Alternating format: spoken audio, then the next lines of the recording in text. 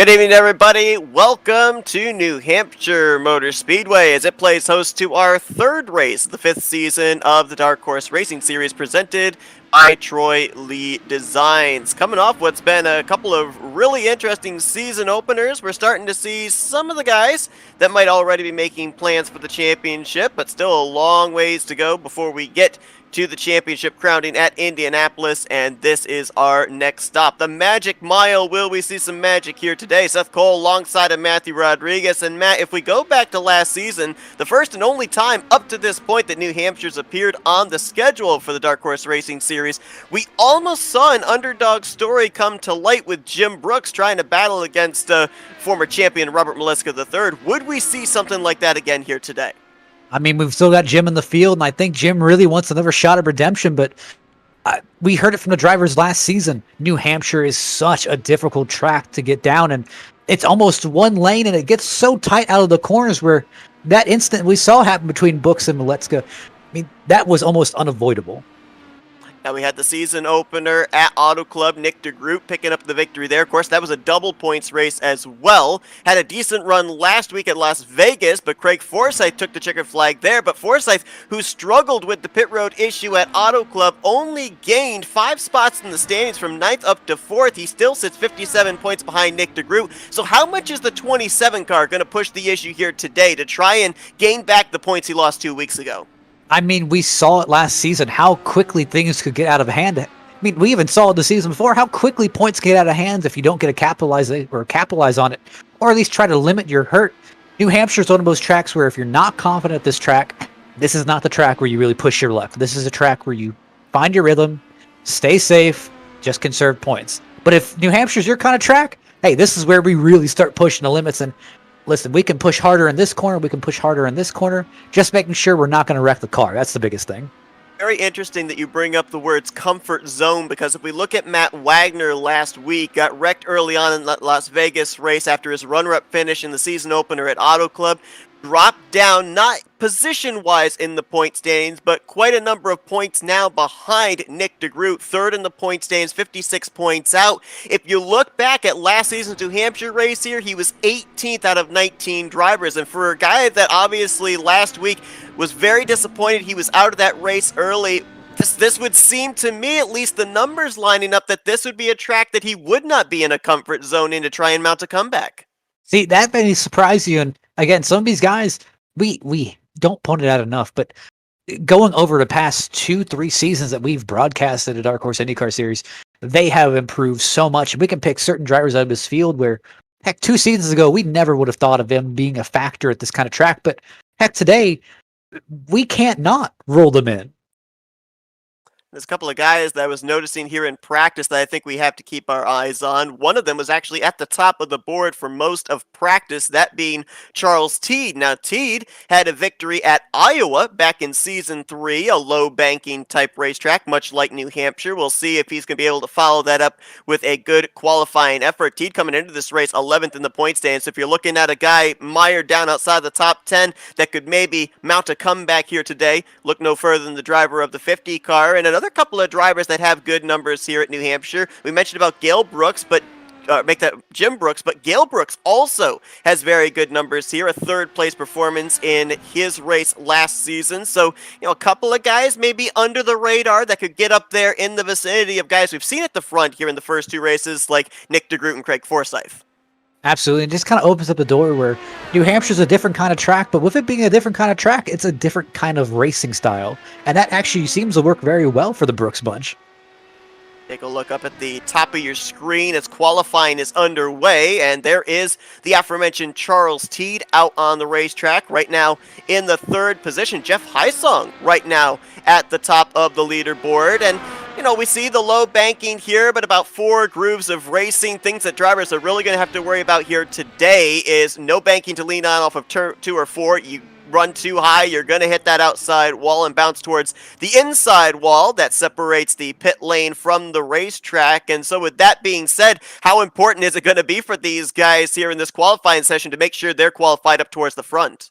Well, again, it's so difficult to pass, and I think you even mentioned it where once you get to your spot, you really have to push aggressively as you see Eric Schaus lose the back of the car. And that's really what these guys are fighting, where when you start trying to push harder, you will eventually either start plowing or you will lose the rear of the car, even with how much downforce these things have. There's Matt Wagner in the Lucas. Oh, machine, and there he goes around off of turn number 2. So, man, I'll tell you what, a lot of drivers trying to push their cars to the limit, maybe over the limit here in this qualifying session and paying the price for it. Now, the good news is that they are able to reset, go back out there and try again, and they've got about 5 minutes to work with, half of that gone, about 2 minutes left. So they do have at least a little bit of a chance for redemption. Matt Wagner had good qualifying effort here at New Hampshire last year. Despite his finish outside of the top 15, he did qualify in the 4th spot, but he's yet to put down a lap here in this qualifying session. I think really what the big determination is going to be is how hot is the track. Right now, the track's about 101 degrees. That's really going to lead to a lot of slick conditions, a lot of on-power sliding at the rear end, as you've been seeing here. Now, if that track temp gets any higher, that's going to be becoming a lot more uncontrollable, a lot more difficult to drive. And, hey, if you're something like a street stock or a Miata, that track temp doesn't really bother you too much. But in a car with as much power as the DW12, it is so sensitive to that grip. Nick DeGroot yet to lay down a lap there, the current points leader. We're looking at Luis Gonzalez Nunez, who burst on the scene with a podium finish in the season opener at Auto Club. He is second in the point standings coming to this one. Looks like he wasn't able to get a lap time set down either, but it only takes them about roughly maybe 22 and a half seconds at most to get around the racetrack. So even resetting now with a minute left in the session, still enough time to be able to get a warm-up lap and a money lap in, but it looks like he may actually forfeit it, talking about Nunez, as he's going to just park it on the back straightaway, and looks like he'll be starting deep in the field for this upcoming race. We'll say early on, I have to say my favorite has to be Charles Teed. Looking at his stats last season of this same racetrack, qualified P3 only behind Covey Moore and Rick Rivon, and unfortunately the race results doesn't show what he was capable of. I think he may be able to reverse fortunes this season. Well, Nick DeGroot, you just saw him there have an issue off of turn number 4, so it looks like the former champion and the former winner from this season will not be starting anywhere towards the front. Craig Forsyth got a lap in. He is 6th on the board. Let's see if that improves with 20 seconds left in the session, and he ran actually about 4/100 slower that time. So looks like he'll be, at least for the moment, on the outside of row number 3. But to your point, Charles Teed looks like he's going to be the one to lead us to the green. And when I was looking back at last year's statistics here at this racetrack, maybe the biggest thing that jumped out to me, and granted, pit strategy under the 9 cautions we had would have played a part into this, but we had 9 lead changes among 7 drivers in 150 laps. The most laps led were 42. That's less than a third of the race by Rick Ravon. So there was a lot of actually positioning for the lead that took place there in terms of who was out in front. But again, I think it was those cautions that might have played into the multiple leaders we had in that race. Same thing, and you mentioned about Nick DeGroot being so far back of the field. Last season, qualified 12th, ended up finishing 5th. Now again, those 9 cautions had a little bit to help with that, but you got to think, there's a trend here. We're seeing that Charles Teed is up near the top of the field. He was near the top of the field last season. Well, You saw Nick DeGroot near the bottom. How about under the radar? I missed this. This must have been under the wire. Luis Gonzalez Nunez sniped the pole position from Charles Teed. Oh man, I always say I'd rather lose it by a mile than lose it by an inch. And unfortunately, I think Teed lost it by an inch. Oh, man. Luis Gonzalez Nunez, we saw him go out there for one last attempt, and boy, did he make it count. He's going to be the one that's going to lead us to the green flag. Teed's going to have to settle for outside of the front row on the LMCgear.com starting grid. Jeff Heisong and Matt Wagner, they're going to be in row number 2. And how about a couple of other guys that we really don't talk about week after week? Gary Corley going to start 5th. Jari Brubacher there in the 6th position. I mean, keep an eye on some of these guys, because while we didn't see them do necessarily so well at the high-speed tracks of Auto Club in Las Vegas, maybe a track where you have to be more about rhythm than speed is going to fit into their wheelhouse. So, Seth, you ready for the scary part? Yes. Last year's fastest lap was set by Robert Maletska at 22.380. Our pole lap was a 21.999. Holy cow. Eric Schaus, our slowest qualifier, ran a 22.343. That was faster than last year's winner. I hate to say it, but when you think of these type of cars at a track with low banking like New Hampshire, fast is not necessarily a good thing. I mean, these cars make an excellent lawn dart. Yes, absolutely. I mean, we saw in practice some of these guys taking hits that, a normal stock car, it's, buff that thing out, continue on. These things catch air, especially, too, with the fact they're open-wheel race cars. You get up there against that outside safer barrier, those Firestones want to grip the wall, and they send you up into the air in a hurry. Oh, I'm just wondering how much grip we're really going to have. Looking at that track temp looks like it just cooled down about 2 degrees, but still hitting that 3 digits. That's going to be a little bit slick. We're going to see how they really take off here. I'm worried about old tires, though. Old tires, I don't think it's going to take off too well. Not at all. 150 miles, 150 laps, 15 drivers to take the green. Nick DeGroot, Joseph Morales, 14th and 15th. You didn't see them on the grid because they didn't get a lap time in. Who's going to take the checkered flag here at the Magic Mile? The road begins as Nunez will lead us into turn number 1. I'm hoping that Nunez got that whole plan figured out. He's starting to pull away a little bit. Charles Teed, he doesn't want to repeat of last season, doesn't want to fade to the back, sends a block on High Song. And Matt Wagner's going to stick it in. He's going to get into Teed, sends him up into the outside wall. Not even a lap in, and Teed's day could be over. Heavy damage on the right front of his machine, and that goes back to what you were talking about going here into 3, a kind of a block there, not giving much room into that corner, and New Hampshire's not one of those tracks where you can crowd somebody.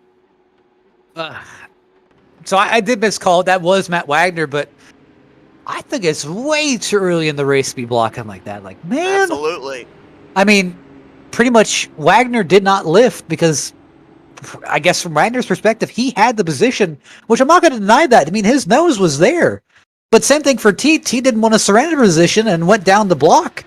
They're just, unfortunately, it was 2 guys who were extremely talented, just not giving any room. And it leads to things like that. I'm happy, but no one else was involved in that. Yeah, I'm trying to figure out who that car was just behind. I think that might have been AJ Hobson that was up on the high side and just barely was able to get low enough to avoid Teed when he spun up the racetrack. But, we've talked about this the past 2 weeks. It bears repeating every week because of the difference of last season to this season. No faster pairs available to these drivers. So, if this was last season, Charles T could come down pit road, take the faster pair, he'd be good to go again. He's going to spend a lot of time on pit lane trying to get that car repaired. I mean, effectively, I think that he's car is done for the day. Yeah, that's a lot of damage on that right front that he got. I mean, that really just looks like a pack it up, we're going home.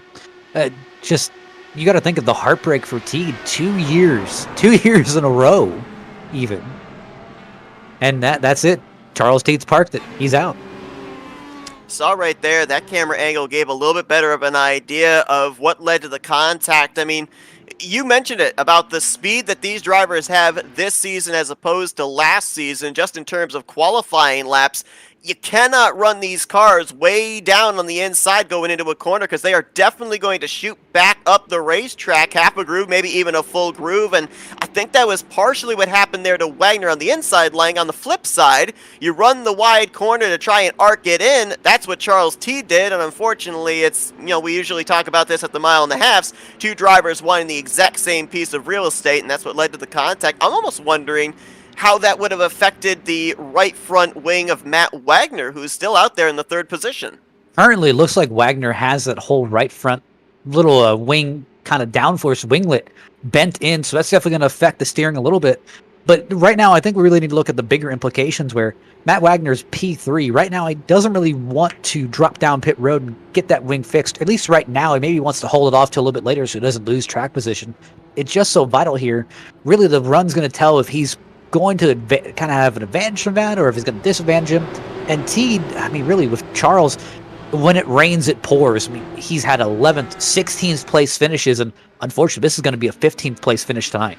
Yeah, those finishes for Teed have him tied for 11th in the points coming into this one, 105 points out, and he is going to lose a bunch more here this evening. Out of the race in the 15th position as Nunez gets us back under the green. Jari Brupacher moving into 2nd, Matt Wagner in 3rd. He's got his hands full with AJ Hobson, as now Wagner going to jump up to the top side, tries to cross over off of turn number 4, Brupacher, and he might have the spot, but mention about how difficult it is to pass here as well. With it being as early on as it was, should both drivers have backed out of that situation knowing that it's that difficult to pass in New Hampshire? Listen, it's easy to sit here in the booth and just say, man, I definitely would have backed out of that situation. I never would have pushed it that hard. And, most people would say, yeah, I would have backed out of that situation. I wouldn't have pushed it. But when you're in that situation, you're trying to, at a track where you're trying to preserve track position, make sure no one's passing you, you're going to fight hard. You're not going to let that guy pass you. And unfortunately, I think it was two guys who was expecting the other guy to give, and they just didn't give, and unfortunately it came together. Would the right move have been to let off? Absolutely. But if they let off, who's at fault?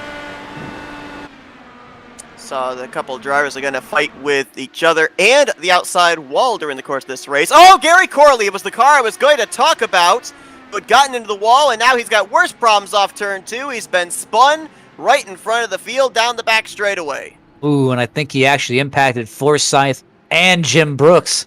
As a guy that we were definitely looking at tonight, I think his left front wing, right front wing has been affected. See if there was contact or if he just got loose, but that car snapped around pretty quickly, so I'm pretty certain he got some help. Yeah, what it looked like is he actually got a little bit loose on exit, just ended up flat-footing it and just spinning around the back of the car, and unfortunately when he spun around the back, he lost so much grip and pretty much just took him. Now, New Hampshire's one of those strange racetracks where they've got like the concrete strip over there in the corners, and then it transitions to asphalt on the back straightaway. I mean, you talked about the weather conditions here today. Actually, would that have played a factor? I think that may have been some of the patented gap whack. I think that has to be some of the worst gap whack I've ever seen. Take another look, and of course, with Greg Forsyth in the vicinity, your mind goes back to Las Vegas last week when he and Matt Wagner were battling for third place, and very big difference of space between Forsyth and Wagner, leading to Wagner spinning out, and I think you're absolutely right as we saw that look off of turn 2. That's terrible. There was room, but just how violently that rear of the car came around, there is no way he just lost off that corner. And unfortunately, Gary Corley has parked it. That's 2 guys out in under 10 laps. Wow. That's 2 guys who are really good. I mean, even look at Jim Brooks. Jim Brooks had to go to pit road for an extended period of time. Looks like his right front's broken. He just slid into the wall. We're going to get a look here from Jim Brooks in the 51 car. And to your point, watch the space between the 27 and Forsyth up ahead trying to make the pass on Gary Corley. There's almost a full car length in between those two. And then there you see the gap wrap come into play. And wow. I don't blame Jim because Jim was thinking it was never going to hit. Unfortunately, you see it with Jim's wheel right there where it was already bent off to the left. There's no correcting that. And when he came off the pit road, he tried his best to make sure it would keep going straight, but you saw him going to turn 4 on lap 9 and turn 3 on lap 9, and he tried turning left and it just didn't turn. He crashed into the wall, and that's it. I think Jim's done. Well, he came down pit road. They're trying to get some repairs done to his machine. He's already lost a lap to the race leaders in the 13th position. You mentioned Corley out of the race. Jim needs to keep going because right now Jim has the most to lose at the moment for points. He is 4th in points. He's tied with Forsyth. Forsyth did take some damage out of that, but just not enough. And right now, with Gary Corley and Charles Teed out, there's really no upside. You need Matt Wagner, Luis, or Nick to kind of get affected. And unfortunately, they've been, with the exception of Wagner, they've been perfect at the moment, and they're not losing any ground. So, of course, Jim's going to try and stay in there, try to stay for points, but I'm afraid that the competitive win hope that we had at the earlier today is gone. Yeah, a lot of eyes were on Jim Brooks here today after last season was leading 27 laps in the closing stages. Contact between himself and Maleska. Jim Brooks on the wrong side of that exchange and finished 15th, 2 laps down in that race. And right now, looks like Jim's may be over early as well. Yeah, Jim parked it in a very interesting way, but you got to think. You come into a track you've dominated. You had your best, undoubtedly one of your best runs of the season last season, and got the win pretty much taken away from you right at the last minute. And you come into this season saying, "Hey, yeah, I got this track circled on my calendar. I'm ready to just roll this track. No one's going to stop me. And within the first 10 laps, something happens. Oh, I know you mentioned about it's very easy for us up in the booth to be able to kind of critique and get inside the driver's mind. But one thing I would have to wonder is with not having the faster pair available this season as opposed to last season, wouldn't drivers kind of change it up just a least little bit here, at least in the first half of this race? In terms of not only how they would race each other, but how they would race the racetrack. Now, granted, the incident we just saw, there's not much that you can do about it with internet connection problems, but, with some of the other early contact that we've seen, it's been interesting we've seen drivers race this hard this early. I think it's part of the drivers' minds that this wasn't an issue last season, but, we've already noted that these cars are a lot faster than they were last season. They're breaking the records that these cars set last season. So I think it's a lot faster cars, maybe a different setup, different feel to the car, and they're just not used to it. Even with all the practice they've done, racing side by side and doing solo practice is two different things. Yeah, to your point, last year's New Hampshire race, the eventual winner, Robert Mileska III, had the fastest lap, 22.380. Our race leader has already bested that, 22.152, almost 2/10 quicker for Luis Gonzalez Nunez. So, yeah, much faster race car for these drivers, and well, let's be honest, let's call a spade, maybe an entirely different race car from what these guys experienced in last year's New Hampshire race, as A.J. Hobson has now jumped up into the second position. Keep your eyes on him because Hobson's been one of those under-the-radar guys in the last couple of weeks. 8th in the point standings, 73 points out, and with the hardships we've seen some of the drivers up there in the point standings have here today early on, could be someone we'll see up in the top 5 maybe by the time we get to Gateway next week. And it's going to hurt to kind of say out loud, but Hobson was never one of those guys that you look at saying, man, this guy is a championship contender. Even looking at the life of the Dark Horse IndyCar series, 36 starts, 5 DNFs, 1 win to his name, 8 top 5s and 20 top 10s. 2 of those top 10s have come this season in the 2 races. He is really looking like he has improved this season and kind of on the threat. I think he needs a little bit more polish, but I think he can really put it to Matt Wagner and Nunez. Now, granted, we've had some early cautions here, but would you say DeGroot finished last year 5th and he started 12th? Well, take a look up inside the top 5. Almost 20 laps in, started this race from 14th, and he's knocking on the door of the 4th position. I'm hoping DeGroot gets the urgency at the moment where Nunez is ready to run away with this. He has only gotten better with age. Third at third at Auto Club, 7th at Las Vegas, and right now he is in the catbird seat for his first win. He is driving away from A.J. Hobson, and DeGroot knows he has to get a move on. Right now, we got a car in the wall back there. That was Jim Herrick, I believe, in the 40, and he is slow into turn 3. Eric Schaus had to make an evasive move to the left to avoid him, and Herrick's heading for pit lane. And just like that, another one bites the dust. That was a hard hit for Herrick. Herrick, one of those guys we had kind of eyes on to improve this season. And realistically, he has not had the start to the season as he liked. He missed Vegas, showed up at Auto Club, 11th place. I know New Hampshire's not really his cup of tea, but man. Pit road speed, 45 miles per hour, and when they're ticking off 22.5-second lap times, it feels like you're crawling down pit lane. You run into issues here and you make an unscheduled stop, you're losing maybe at the least 2 laps and maybe even more. Seth, is every time you get that blue flag with that cross, it's, hey, there's a race going on and you are not in it. Oh man, look at Herrick's car, it's crabbing. The whole back of that car is facing a different way. Of course, a big reason for that, the open wheel suspension. Oh yeah, he's got the damage right to that right rear.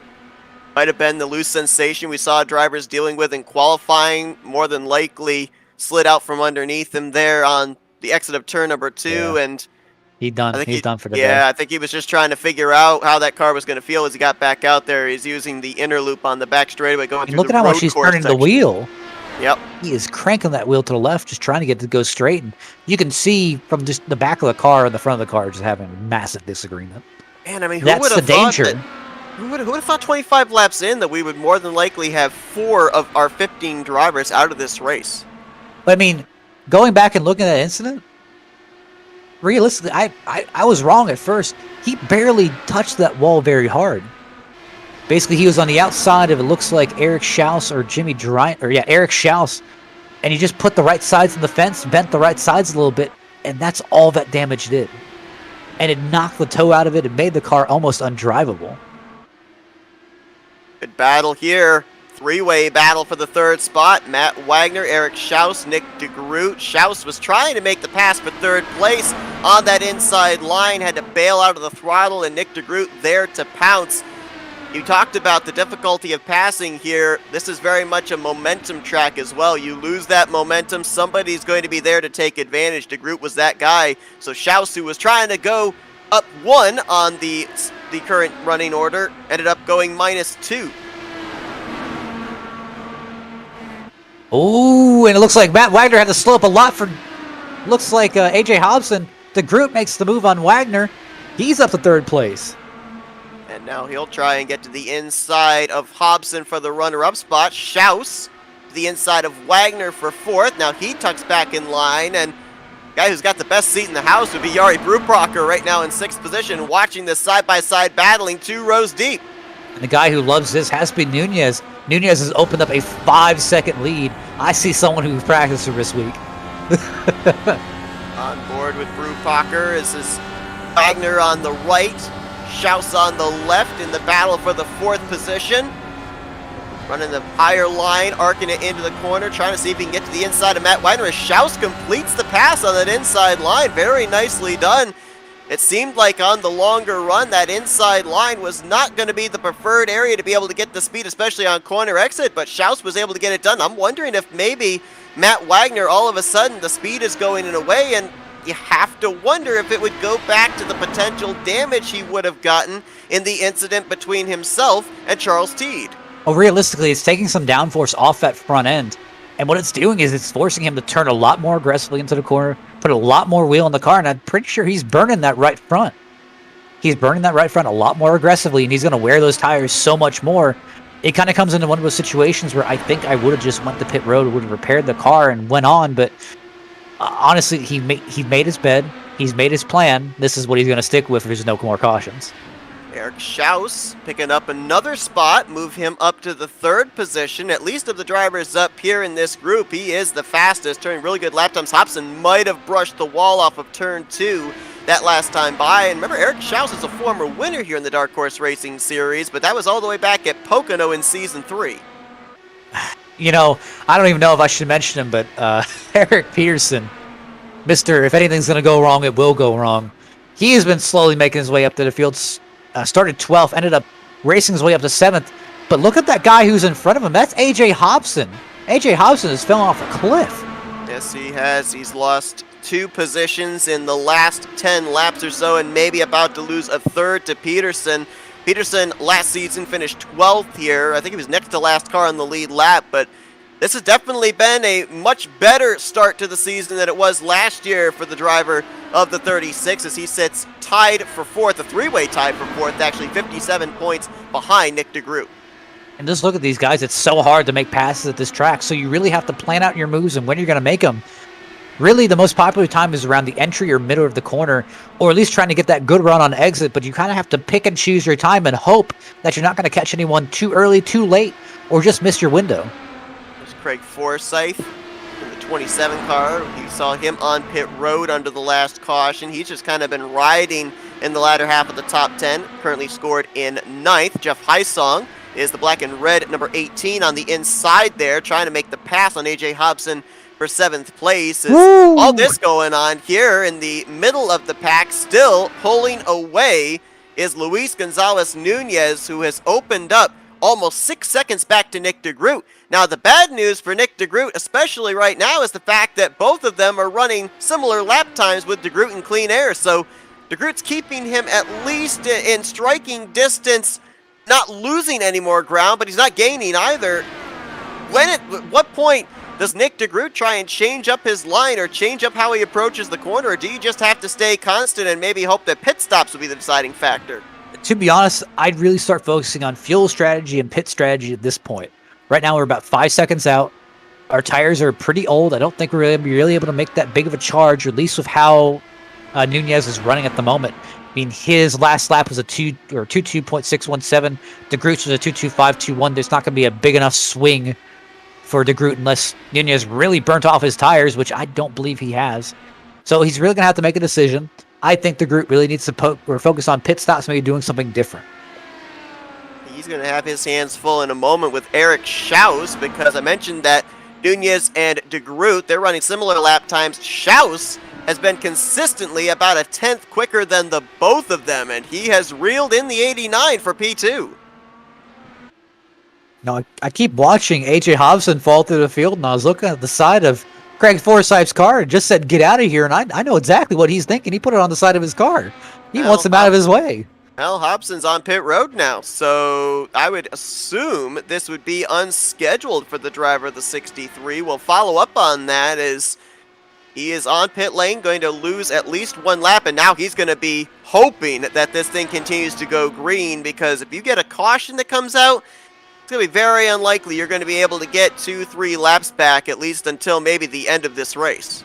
I think most likely that AJ Hobson just burnt off his tires a little bit. Maybe just underestimated how much wear was going on those tires. Again, it's really, these cars are about how smoothly you drive them. It's not about fighting the car. If you're fighting the car, you're going slow. You really have to kind of guide the car through the corner in its best and really easiest way. Battle for second, hot and heavy. Two different lines being run there through 3 Wagner and 4. on pit road. This would have to, I think, be a scheduled stop for him as well. And I think that, back to the point you made about Hobson, tires, the reason that Wagner would be hitting pit road right now, because he was one that you kind of singled out in the early stages of this run that looked like he had burned his Firestones up quite a bit. Yeah, I mean, those things are Firestones. yeah, Firestones in terms of the heat that's definitely going through. But more critically, he needs the undercut. It's so difficult to set up a pass here. Yesterday, running in the IR18 league, it was done. Whoever the lead car was had control. Everyone else was fighting for second place. There was nothing you could do if that guy was leading. Right, it's setting the passes up. Wagner's seen an opportunity. Lap times are starting to fall away. There's a window here for him to get something done. Biggest issue yesterday in the Area 51 race was guys losing it, trying to come to pit road. The pit road entry here is diabolically difficult.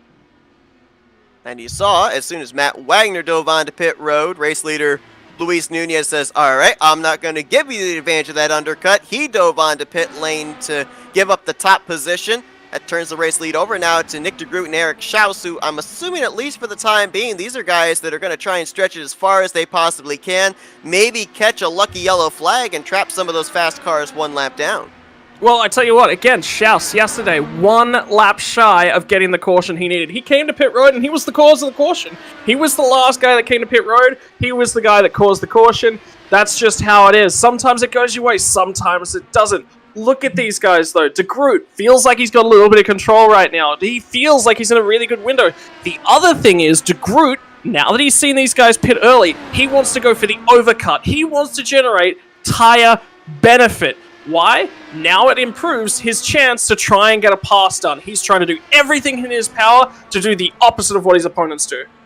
Well, in every season of the Dark Horse Racing Series that Nick DeGroot has taken part in, he has gone to victory lane at least twice. Has had a multi-win season. He's already got 1 victory in the bag with Auto Club a few weeks ago, and would like on strategy to see if he can maybe pick up win number 2 and only the 3rd start here of Season 5. Eric Schaus got a little tight there off of Turn 4. I mentioned about the fact that Eric Schaus, last time he went to victory lane was at Pocono in Season 3, and when I look at the corners here at New Hampshire and the kind of lack of banking, it reminds me an awful lot of that 3rd and final turn of the 2.5-mile tri-oval. So would something like that play into what Eric Schaus has been able to do here in his attempt to reel in and pass Nick DeGroot for what was second place and now the race lead? Yeah, look, and I mean, he was racy yesterday as well. Again, different car, different layout, different draft package. It's all a little bit different, but he definitely looks comfortable here. Have a look at the way that he's running the corners. You cannot follow these cars. The arrow, it just won't let you follow the car ahead through the corner. He's offsetting himself. He's making sure that his front wing, his rear wing, are getting the airs to them. Well, I said that, and then he immediately follows DeGroot through 1. And I have to wonder, too, would aerodynamics, dirty air, come into play with a driver? We know the tire heat's going to make the car tight. We know that the low banking's going to make the car tight up the corner, but does dirty air play a part into that as well? Yeah, absolutely, and it's tire temperature as well is quite critical. One of the biggest things that these guys were playing around with, trying to get the setup right, was trying to. Oh, here comes the Groot. He just jumped on the radio, said he's coming in. See if Eric Schaus follows him. No, Schaus runs wide, so he's going to stay out and lead this lap. Groot giving up the top position. I believe the only other drivers we haven't documented that have been on pit road for a pit stop, Jeff Heisong in the 18. And we already mentioned AJ Hobson. 72 Schaus is in as well, so he only wanted one extra lap. I think this is max fuel distance. I'm critical to see if Gael follows him in. You got Forsyth, Morales, Brubacher. They all came down the same lap as Nick DeGroot. Schaus down this time, and Gale Brooks going to stay out. This is typical Gale Brooks, though, right? Kind of stretching it as far as possible, and it worked out last season. Gale Brooks bringing it home P3 here at New Hampshire, but it just kind of seems like Auto Club, Las Vegas, we saw the exact same thing take place where when most of the drivers came to pit road, the 71 stayed out 1 or 2 laps more. That was a tight pit lane entrance. He was right on the bubble. I wasn't 100% sure if he got that one stopped. He might have fooled the sensors because it's an average pit lane speed limit, so you got a little while to get your speed back down and then bring it back up to pit lane speed, which will buy you a little bit of safety. So there is that. It looks like with the pit cycles done, and I think Luis he's just going back to the #1 spot, but this time it's going to be Schaus that inherits the second place. Yes, it is indeed, by about half a second over Nick DeGroot. So Schaus, wow, who pitted 1 lap later than DeGroot, was able to take advantage of the 89 trying to use the undercut. Yeah, well, I don't think Nick DeGroot was trying to use the undercut at all. I think he went as long as he possibly could. Wagner has made up a fair chunk of ground, though. That's critical for his race. He's now running in free air. 2 seconds to the car ahead of him, that's critical. Now that means that he can just look after those tires a little bit in this early run. Maybe save a little bit of fuel whilst he's at it, but he's cleared Hobson.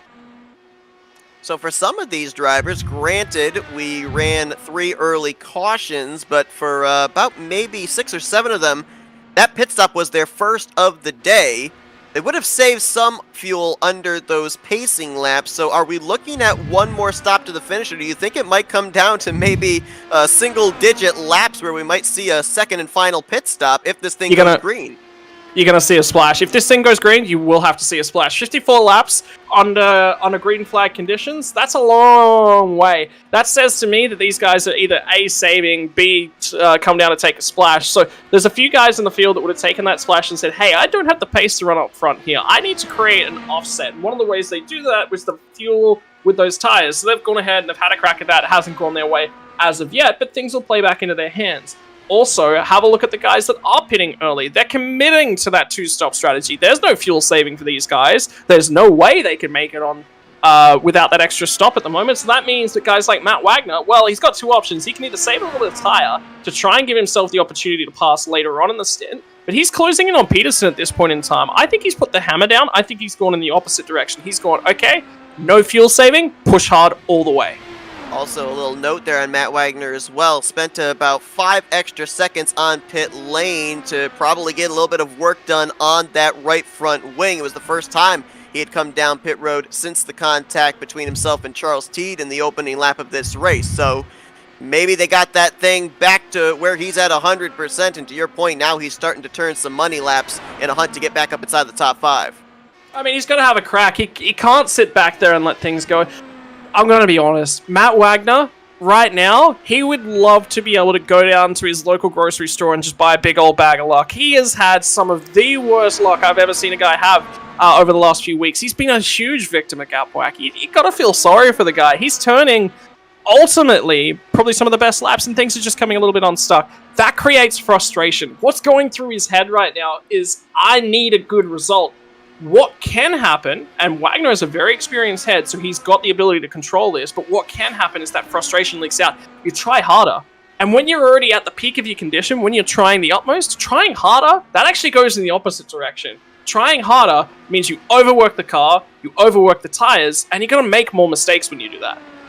Yeah, we mentioned coming into this race as well, the previous New Hampshire event did not go well for Matt Wagner, finishing in the 18th position as AJ Hobson Another unscheduled stop there for him as he's coming back down pit road. He was on pit lane only about maybe 10, 15 laps ago, which triggered the start of the first round of green flag pit stops. Very early pit stop here for him, and I'm assuming he might have maybe gotten into the wall again. Oh yeah, I'm gonna go check that out. There's damage on that rear wing there on the right side of it, so I think he may have gotten up and into the wall once more.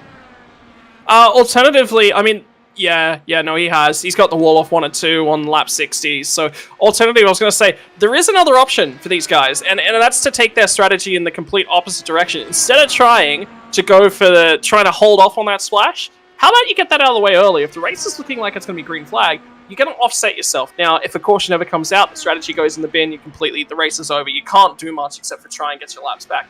Alternatively, if it allows you to put yourself in a place on the track where you've got that clean air to all parts of the nose, you're going to save tire, you're going to be quicker, and strategy may play your way. It may be, give Matt Wagner, let's say somewhere in the realm of 5 to 10 laps here, he may go for it. It's a good strategy there. We'll see if anybody decides to take it. Of course, to your point, though, the ultimate risk-reward. We've only had 3 cautions here so far today. We had 9 last season, so we may end up seeing in the closing stage of this race a yellow flag shake things up. So we'll see who's going to make the gutsy call to maybe pull off that rather unorthodox strategy, see if they can not only maybe get a top 5 finish, but maybe even get a victory. But I'll tell you, it's going to be very difficult, I think, at least at this point in time, for somebody to wrestle that trophy away from Luis Gonzalez Nunez. Out in front, got the pole position, has dominated the race up to this point, and has kept anywhere from 4 to 5 seconds between himself and whoever's been running second place. Formerly it was De Groot, now Eric Schaus in the last 40, 50 laps. Yeah, it's going to be critical, I think. He's done a great job. He was I was actually in the practice session there yesterday with them. Still trying to finalize this up and making tweaks. And he was out there and he was making sure, he was putting in more laps, I think, than the admins were. He wanted to come out and he wanted to put that big stamp in. And when you're putting in the work, you know, it does pay off. And this is such a tricky track. Overtaking's difficult. I'm wondering whether or not he spent a lot of time, you know, putting in those qualifying laps. It's all about qualifying on pole and disappearing into the sunset. He's done a great job at that. But have a look at the guys that are behind him. Qualified 13th, qualified 14th. Now they're up there with him. They've got the ability to run with him. The problem is they've already burned up a lot of their stuff to get there. And if, say, someone like Hobson holds Luis up a little bit, they don't have the tires to really respond. So it's critical where these guys qualify. And the guys that are coming from the back, they've really done it the hard way. So if this is going to be a P2, P3 for Eric Schaus and Nick de Groot, ultimately, I'd put my hands together and say, hey, that was probably a race win you threw away in qualifying. It looked back from Eric Schaus in second place to Nick de Groot, and you could see a big amount of space between those two drivers. Up inside the top 5, that's the closest battle on track. We fall back here to 9th and 10th place. This is Joseph Morales and Jari Brupacher, and they're running only about maybe 4 car length separation for that 9th position. The reason this battle is so important, though, this is only about maybe a second and a half ahead of the race leader, Luis Gonzalez Nunez. So you have to wonder, while they're battling for position, how Nunez is going to make his way through this traffic. Yeah, and critically, let's have a look at the lap times that they're doing. Last lap around, Luis in traffic was doing a 22.657, so just shy of a 22.7. It was Joseph Morales and Jari Bruckheimer both did 22.7s. Let's take another look this time. Nunez comes past, 22.5. Let's take a look at everyone else's lap times. Let's look at those guys in particular. 22.6 for Morales, 22.8. So Morales is starting to push that margin away a little bit. Brupacher, he's just going to start falling back into Luis's clutches, and if that lead car gets past him, his race scenario completely changes. Riding on board here with Nunez, as you can see those 2 cars we mentioned up just ahead. Maybe about a corner ahead is the machine of Jari Brupacher in that 10th position. We do have a driver officially out of the race now. He was sitting on pit lane for the last 20 laps or so, but Jim Herrick has had his car pushed back to the garage area. He's finishing 13th here tonight, joining Jim Brooks, Gary Corley, and Charles Teed in the infield.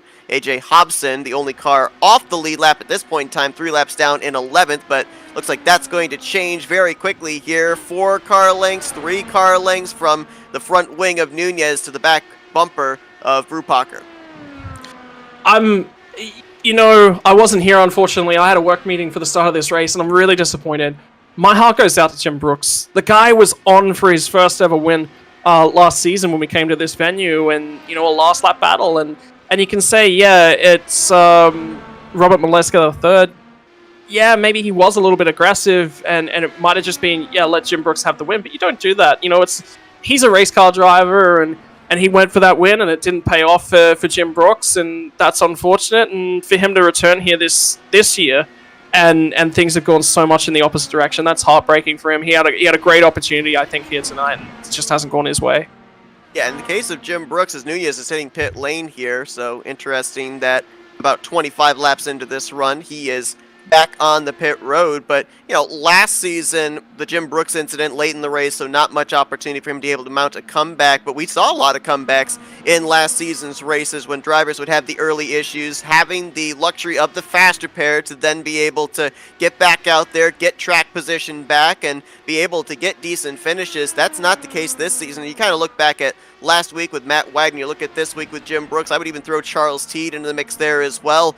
That faster pair not there for drivers to use as a mulligan really has them scratching their head and maybe sweating a little looking at the next tracks up on the schedule. I mean, next week it doesn't get any easier. We go to the 1.25 mile racetrack of Gateway, also known as Worldwide Technology Raceway. I mean, more short track racing for these guys, and there might be a couple of hurt feelings in the early incidents we had here today. Be interesting to see how that culminates into next week.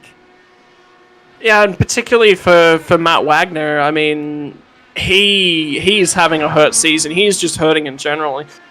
The guy has put a lot of time and a lot of effort in, and next week, Gateway, that's his track. Gateway Motegi, he loves those tracks. He is just down for those tracks. Anytime you want to turn laps at Gateway Motegi, Matt Wagner will be the first guy you talk to. You want to get out there, you want to learn from somebody, Wagner's the guy. And things just didn't go his way in the tail end of last season. They haven't been going his way lately. I mean, it's going to have to turn at some point. Matty, keep it up, man. Look, I mean, I'm so proud that I get to call him a teammate in the IR18 league, and for all that he's taught me about Indy cars and racing in general. The guy is just an absolute legend of the sport, and everyone goes through a form slump every once in a while, and we're seeing that for Wagner right now. He's on pit road now to the attention of his crew. We saw also Craig Forsyth on pit lane the lap before. Eric Schaus out in front still over Nick DeGroot, Gail Brooks, Eric Peterson, Jeff Heisong. We're still waiting for those top five to come down pit lane, as well as Jari Brupacher, who with the 14 coming to pit lane is now back on the lead lap once again. And that is Matt Wagner, who is back out onto the racetrack in front of Eric Schaus, only one lap down. So when Schaus comes to pit road, the old tires that he's got right now as opposed to the fresh tires of Matt Wagner, Wagner could find himself up inside of the top five. Yeah, so there's a couple critical factors right now. Matt Wagner has to stay ahead of Eric Schaus. If he falls in behind him, those fresh tires, well, that's it. That's race over right there. You're never getting that spot back. Because the air bubble, the wake to the car, it's just going to be horrendous. Right now, he had cold tires for a couple laps. He was at risk. Now look at him. He's put 2/10 over Eric Schaus.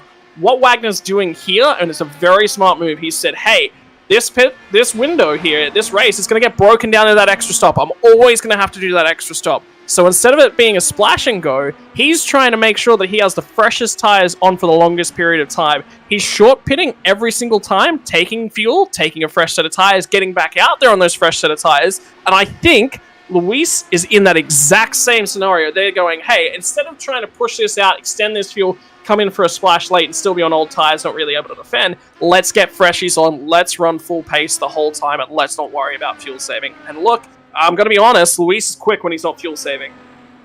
Jeff Heisong going to give up 5th place to come down pit road, and it is race over for AJ Hobson as he's gone back to the garage area. He'll finish 11th place here today. So there's at least 2 drivers that came into this race inside of the top 10 in the point standings that are not going to finish out the completion of this one. Jim Brooks was in that 3-way tie for 4th place. He's out of the race, and now AJ Hobson joining him. He was 8th in the point standings coming to this one after the first 2 races of the season.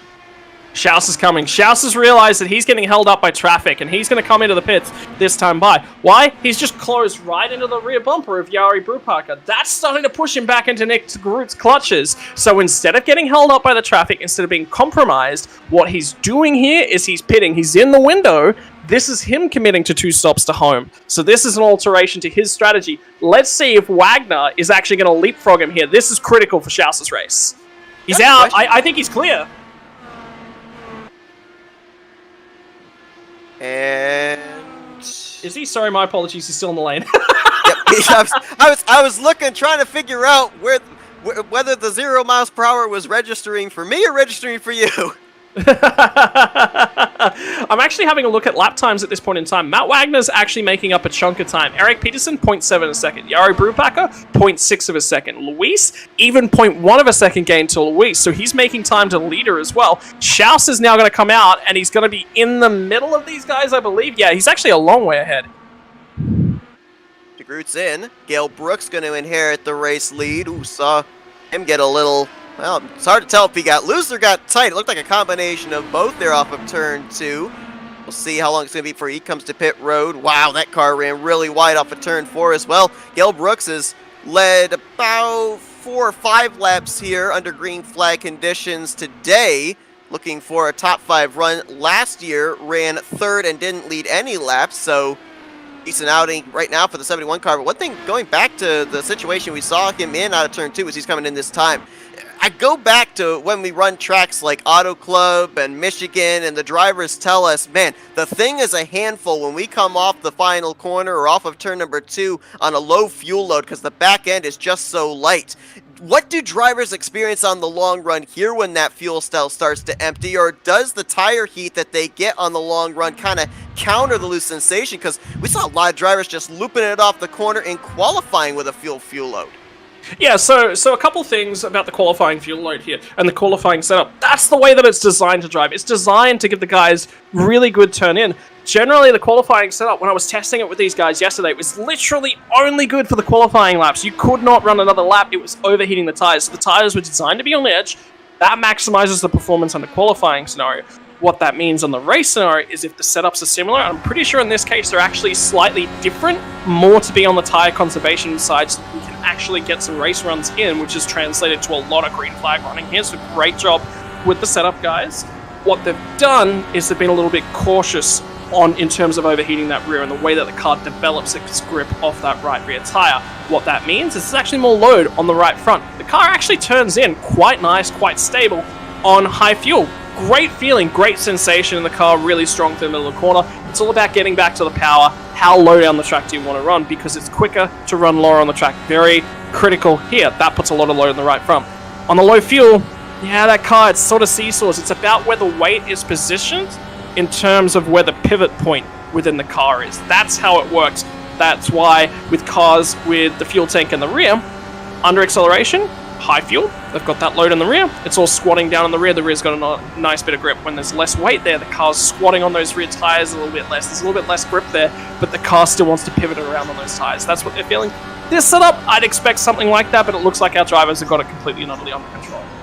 We're keeping this onboard look with race leader Nunez for 2 reasons. Number 1, he's in a heck of a battle here trying to put Jeff Heisong and Craig Forsyth a lap down. They're running 7th and 8th at this point in time, but also we were originally here watching the digital dash on the steering wheel, and I think we're going to see this quite a bit next week at Gateway as well, where we see the downshifting on purpose going into the corner. Gets up to 6th gear about midway down the front and back straightaway, but then lets it float into the corner, puts it down to 5th gear, and it allows him to be able to get back to the throttle and get a little bit better bite coming off of 2 and turn 4. Yeah, so effectively what's going on there is downshifting, you're kicking in the engine braking. Stock cars, they tend to not like that. It's because they've got those big fat chunky tires and a lot of torque built up in those diffs. Indy cars are built to be a lot smoother on those shifts, so that's what that's all about. Now when you're downshifting into a corner, it can act very similarly to be a trail brake, but you'll actually be off the brake whenever you're doing something like that. A little bit easier on the tires, keeps the brakes a little bit cooler, wears the car, just helps the car to flow a little bit naturally. If you're doing it too aggressively though, you're going to overheat those tires. And for Nunez right now, with the position that he's on, he's looking for drive off the corners as well. He's really trying to get that car up to speed nice and quickly, because have a look, Schaus is now down to 1.3 here. He's stuck. Nunez is stuck. If you've got a Jaws soundbite, you might want to play it now because Schaus is closing. What was about almost 2 seconds between those two drivers after that green flag pit stop. has been closed down to now about maybe 1.2 seconds.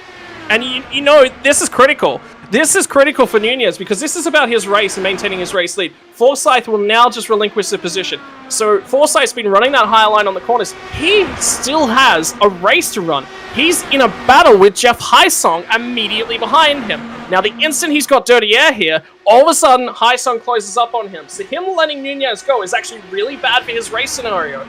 The other thing is, he's now a lap down on pace. If he gets a yellow, he's got to do that wave around process. He may not get to pit. He wants to maintain that lead lap as best as he can. And now, all of this fighting is back into Schaus's hands.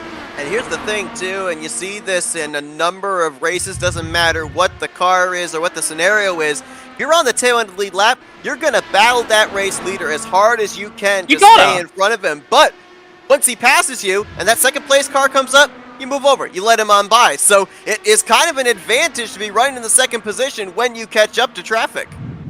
A little bit, yeah. So effectively, yeah, you've nailed on the head. The only car that matters when you're going to go a lap down to that leader, that second place car, doesn't matter. The only reason it might matter is if another car drops off the lead lap, that means you're losing the lucky dog position. So that's critical. You need to make sure that you're right there and ready to pounce if/when that does happen. For Forsyth and Highsong, they're having an intense battle as well. They couldn't let Nunez go, because if they let Nunez go, the other car was going to file on past as well. That's a race position. That's points. That can't be allowed to happen. So Nunez was just stuck in a really bad situation, and Schaus got a little bit lucky there, but at the same time, that's racing, man. You can't sit there, particularly in oval racing, and say, hey guys, get out of my way. I'm a lead lap car. Because those cars have their own race and their own scenario to work with. And yeah, look, Nunez has a right to be annoyed there, but that's racing, man. You got to deal with that.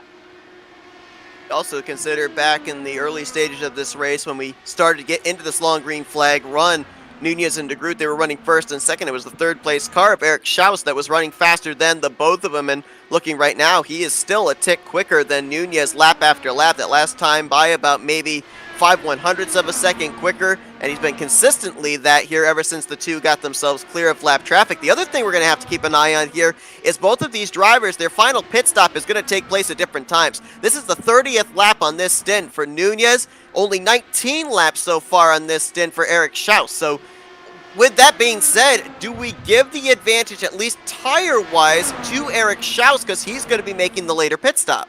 Yes, and no. So, well, actually, it's not even tires, because Schaus has the option here to just come down for a splash and not take tires. That's going to save him about 3 to 4 seconds. He's going to be on old rubber. He's going to be running slower lap times. He's going to be more vulnerable to somebody that is on newer tires. But at the same time, right now, Luis Nunez, he's kind of stuck.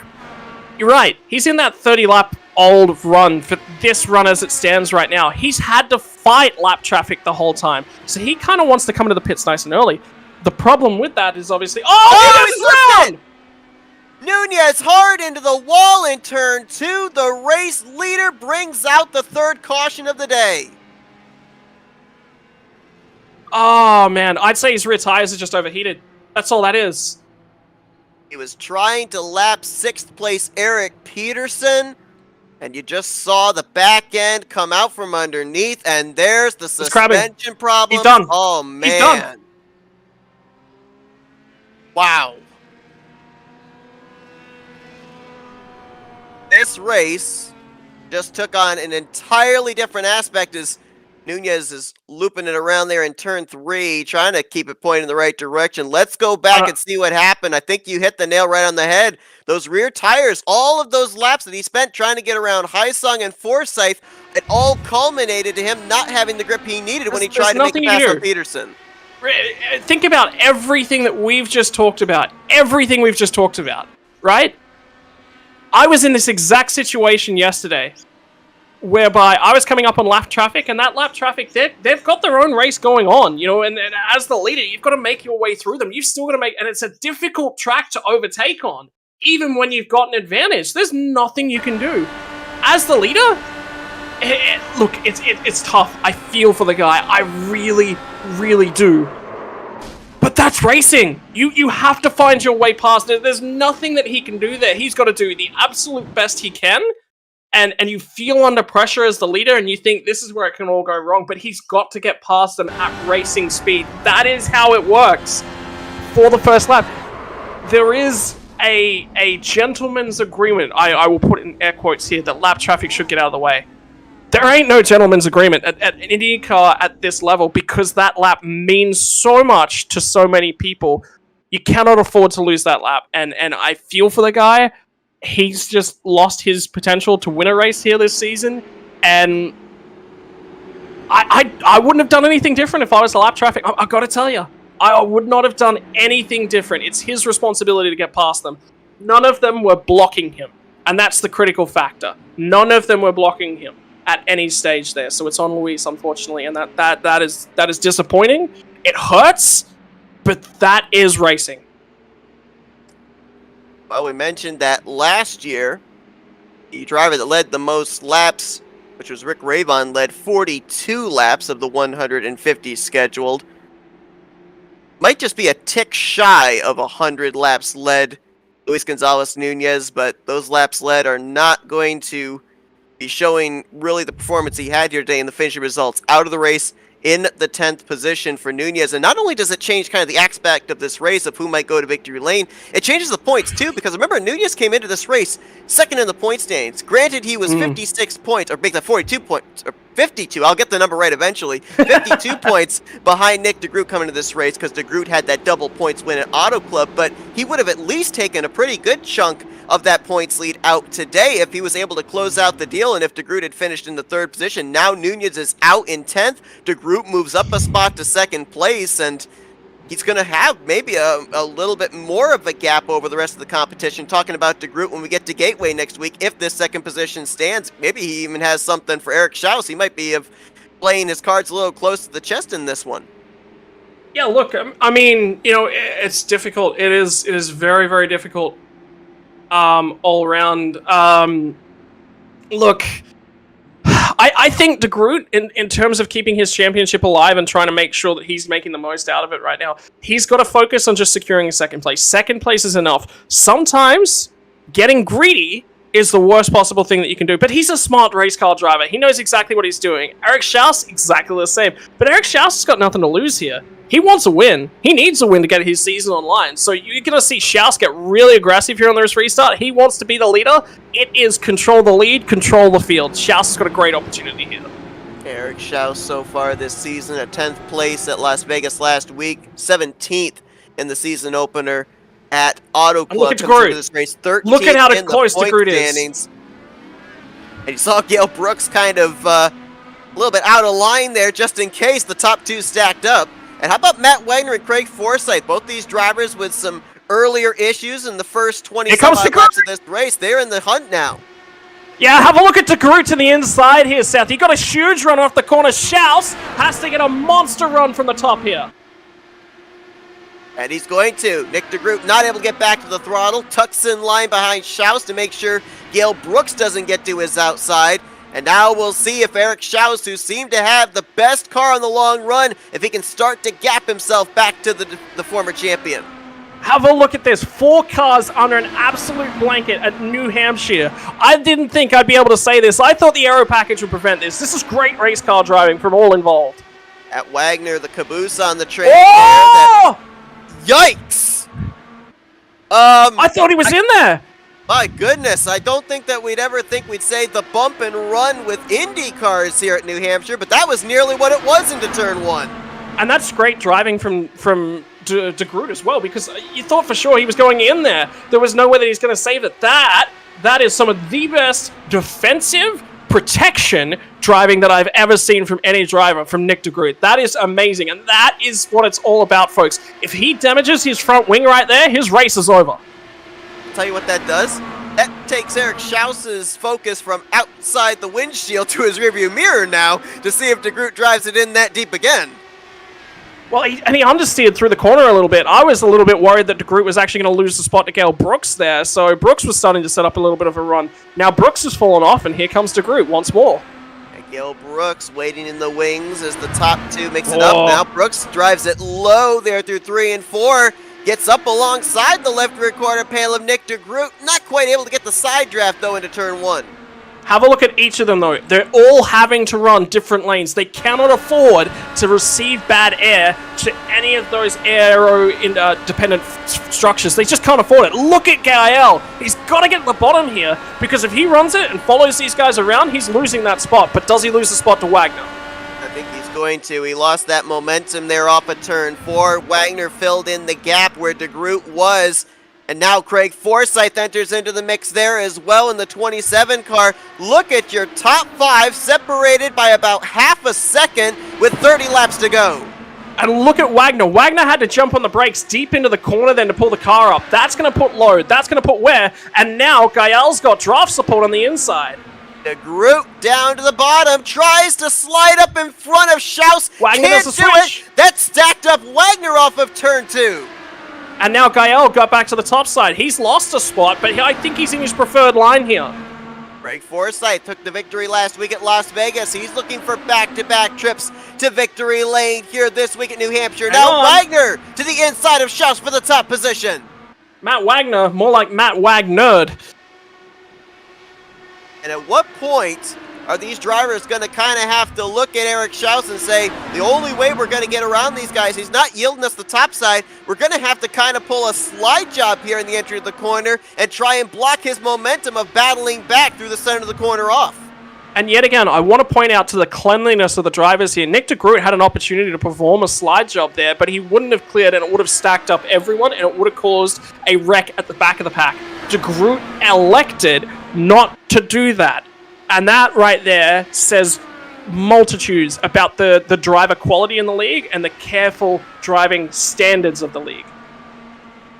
Things getting a little bit spread out now as race leader Eric Schaus has about 2 car lengths back to Matt Wagner, another 2.5 back to Nick DeGroot. Gail Brooks and Craig Forsyth, though, still in a tussle for the 4th position. And not too far behind them is Eric Peterson, the 36, who I believe got the lucky dog under the last yellow flag, and he's got a shot to maybe be up here inside the top 5 in the closing stages.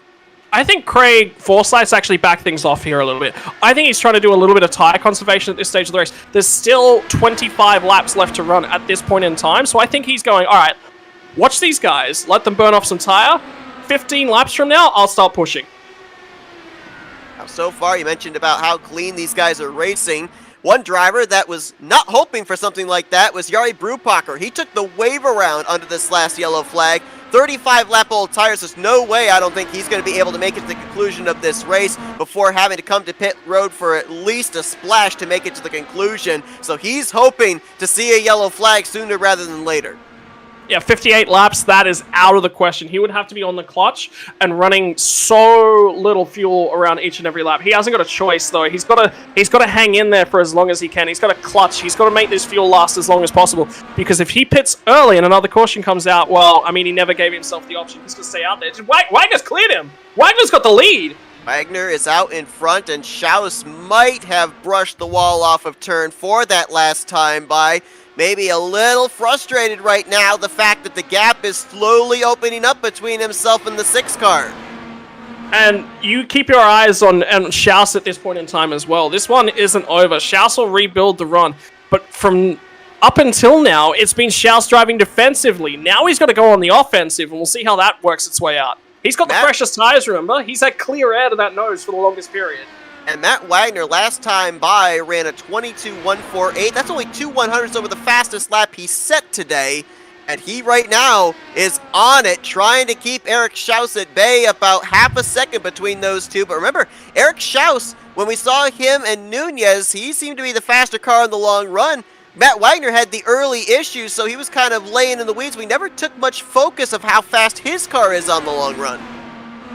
Yeah, it's going to be interesting to keep your eyes in the back of the pack. And remember what I said about Craig Forsyth as well. He's going to need to start building his run now, probably in about 5-8 laps, somewhere in that realm of things, because he wants to give himself probably 2 laps for each overtake that he's got to try and make. He's got to build the run, get there, clear the car, build the run again, clear the car, get there, build the run. So he needs to go, let's say 3, give himself enough time. If he's saving tires, now he's got to start burning. You know, we talked about the hardship for Matt Wagner last week at Las Vegas, but I think it puts even more importance on the runner-up finish he had in the season opener with the double points, because with that, he came into this race, yes, 56 points out of the points lead, but still third in the standings. If he's able to close it out with a victory here today, he'll be able to eat somewhat into Nick DeGroot's race lead and might be able to build a little bit of a road to recovery after the DNF he had last week.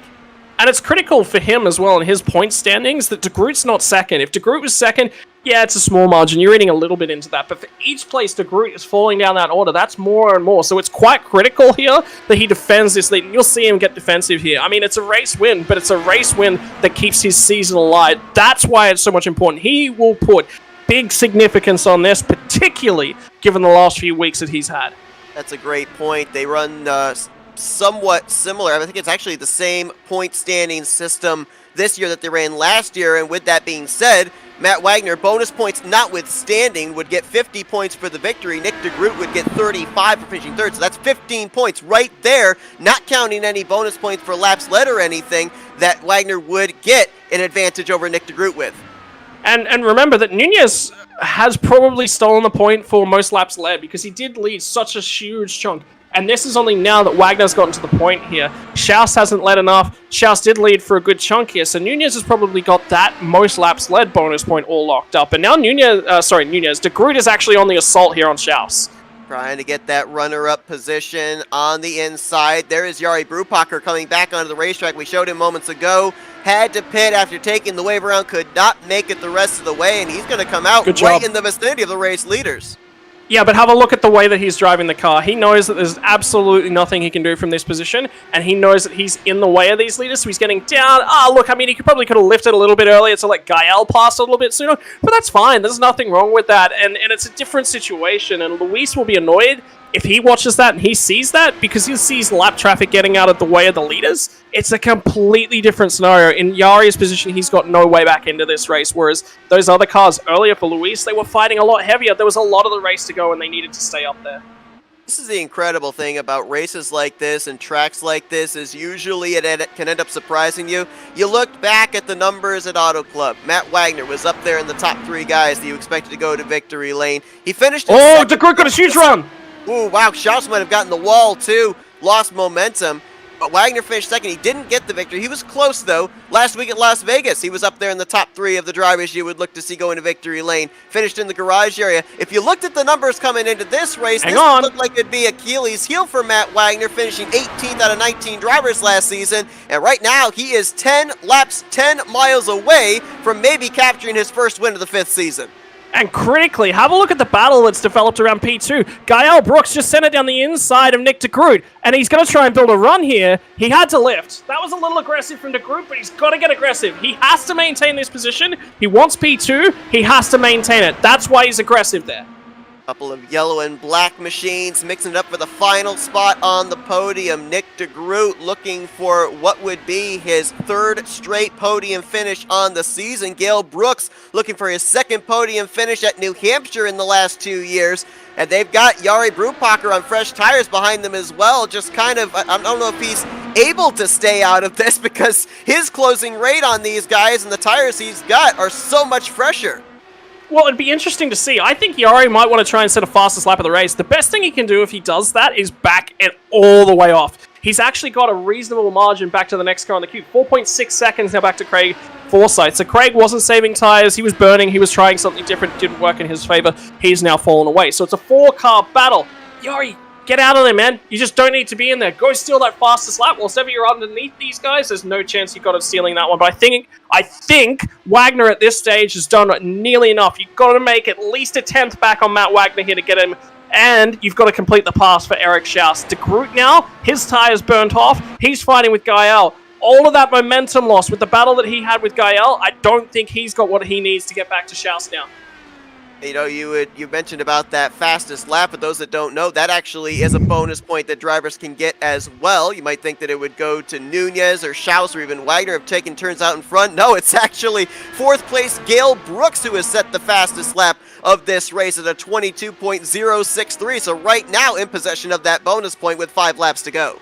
I tell you what, that just speaks to the improvement of Gael Brooks as well. Last season, you wouldn't have really had him down, maybe an outside shot at a podium. No, this season he's come out, he's punched above his weight, and he's put his car everywhere he needs to be. At no stage here has he been over-aggressive. Normally when you get a lower chance driver who's up in here for the first time, it goes one of two ways.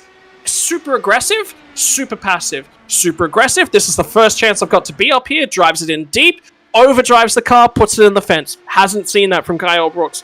Alternatively, super passive. I'm up here fighting with guys that I shouldn't be up here fighting with. I'm just going to let them have their race. I'm going to be here and pick up the bag of points. No, he's raced them as if he's raced anybody else, and it's been a phenomenal display of skill from him.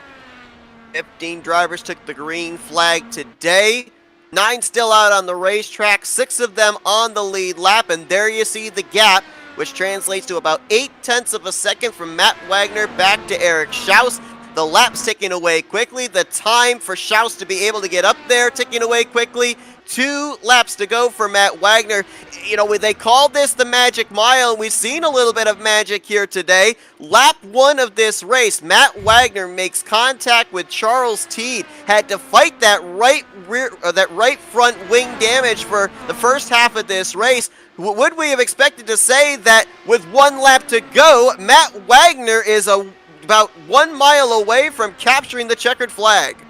Look, there's a few drivers in the field that are capable of that kind of a superhuman effort. Matt Wagner is one of those. He's consistent. He's quick. He knows what he's doing. He's the kind of guy that you say, look, we're going to throw you in the deep end this week. You're starting at the rear of the field. Go win it.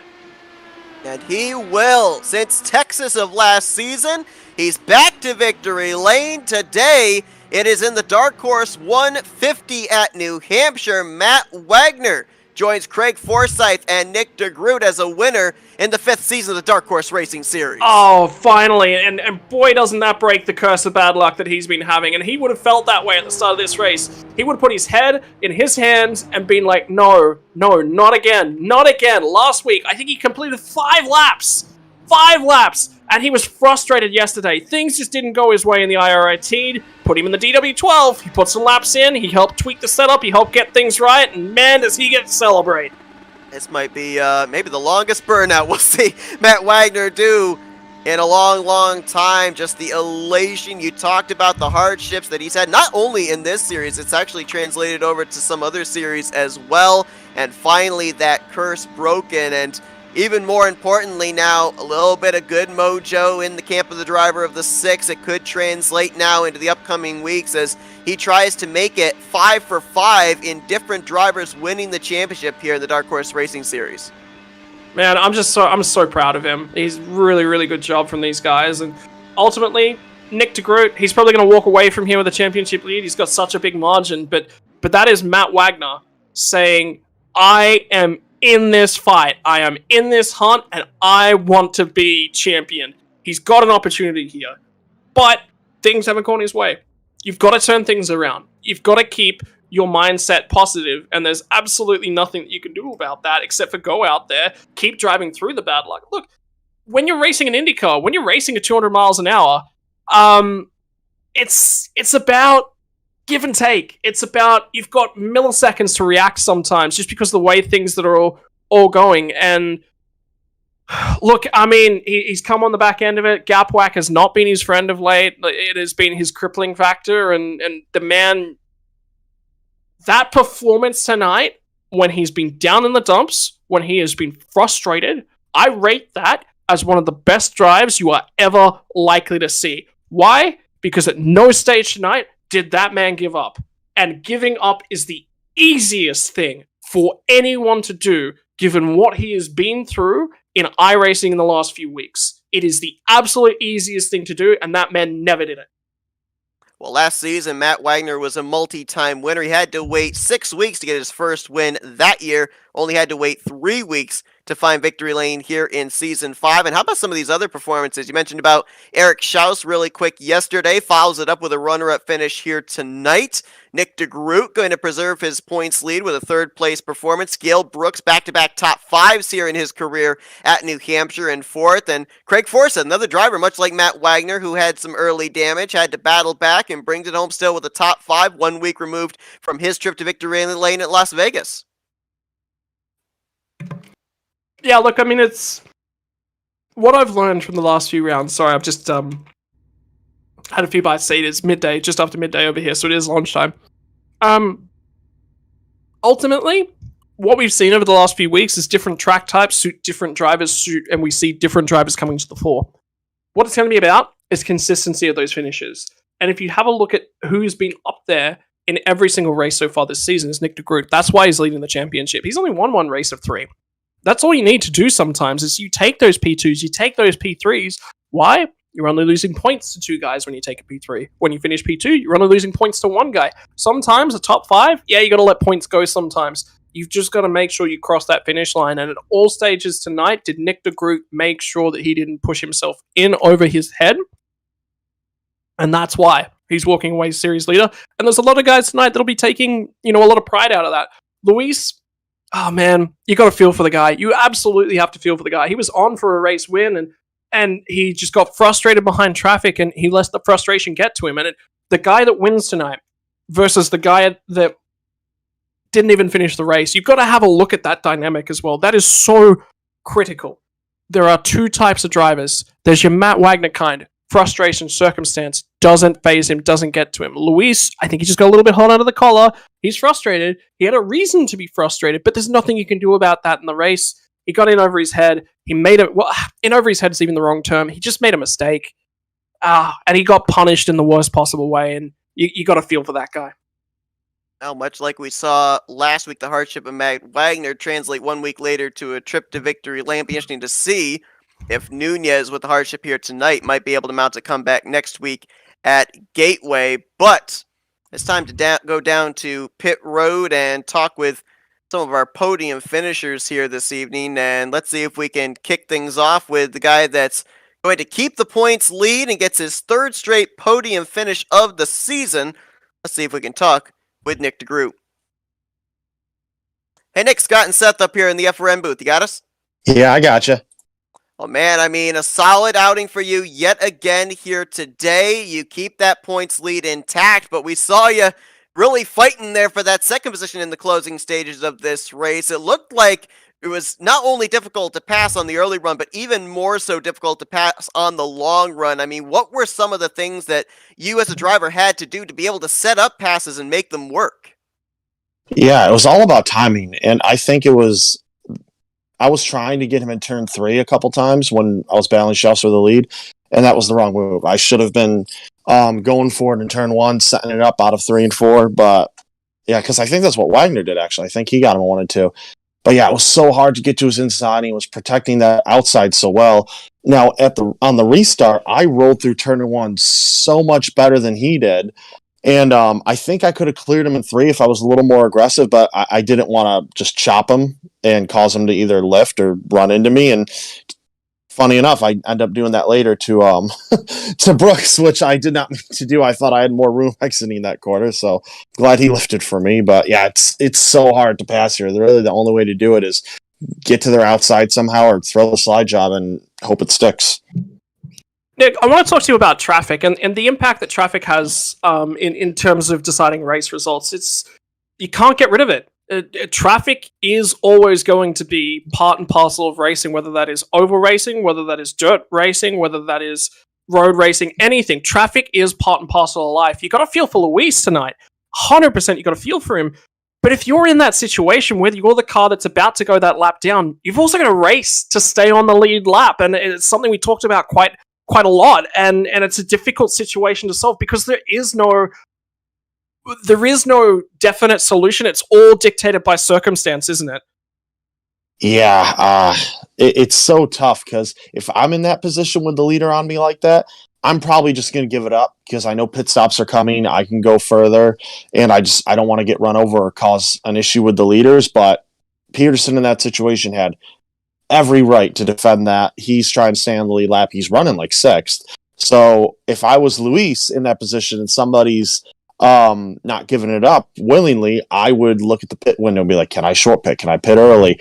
But he was just getting frustrated underneath him, trying to get by him, and me and Schaus are coming. And I'm like, this is probably not going to end well. I've been in that position where you're trying to get through a lap car. You just can't get by him. And the frustration Bull's over, and we saw the result, which really sucks because he was so fast here today. Awesome lap for Pole. Led almost every lap up until the crash, and yeah, I think it would have been interesting coming down to the finish if he hadn't had an incident, because he would have had older tires than me and Schaus, and we'd have been coming similar to that situation. But lap traffic, you got to deal with it at places like this.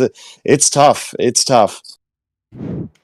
Shifting gears, looking ahead to next week, we head to Worldwide Technology Raceways, a track that you've been in victory lane at back in Season 2. I mean, we've seen here in the first 3 weeks, you've had a car that's capable of winning, but if you're not able to quite have yourself positioned to take that checkered flag, you still keep it up there inside the podium. And Scott brought up the fact about, consistency in this type of a series wins championship. So what's the confidence level heading into next week? Really good. I mean, we got a first, a second, and a third. So if we finish fourth next week at Gateway, I wouldn't be disappointed. It'd be another solid result. Keep the streak going. But yeah, this is exactly what we need. Good races every single time. And in this one specifically, since I botched qualifying, I was paying attention to the bonus points for passing the most cars during the race. And I went from, 14th to 3rd.